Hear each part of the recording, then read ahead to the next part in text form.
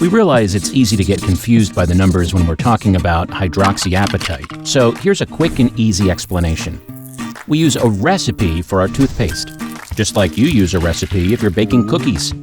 The most important ingredient in our recipe is nanohydroxyapatite. In our recipe, we use a starter solution containing 15.5% nanohydroxyapatite made by Fluidinova in Europe called Nanoxum.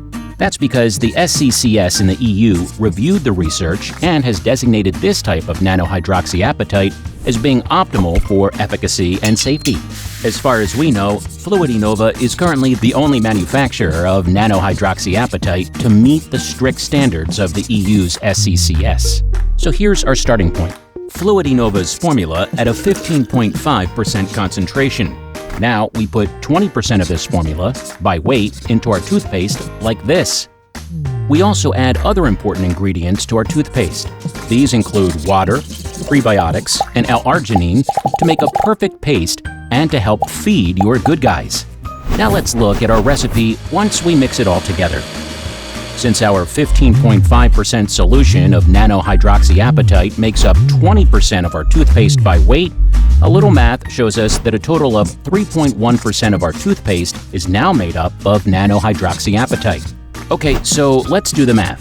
A 15.5% solution of nanohydroxyapatite makes up 20% of our toothpaste.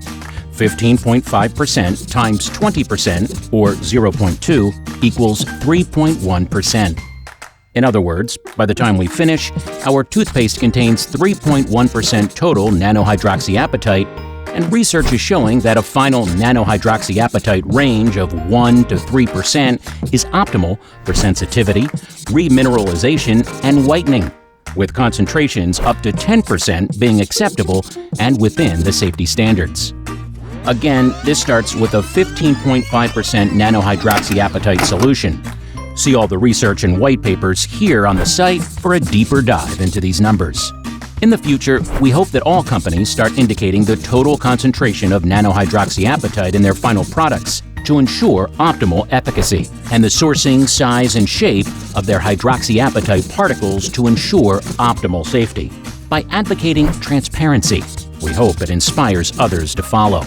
As an added bonus, we also added microhydroxyapatite, the larger particle size of hydroxyapatite, to our toothpaste recipe for even more efficacy and benefit.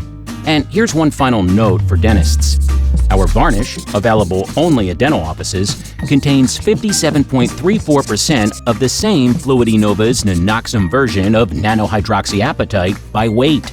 Starting with that same 15.5% nanohydroxyapatite solution and multiplying by 57.34%, or 0.57, results in varnish with 8.8% nanohydroxyapatite in the final product, still within the SCCS standards of 10% or below for safety, and with the addition of L-arginine and prebiotics to help support the remineralization of teeth and the nourishment of the oral microbiome. By feeding your good guys, we have produced a safe and effective fluoride varnish substitute for routine visits to the dentist.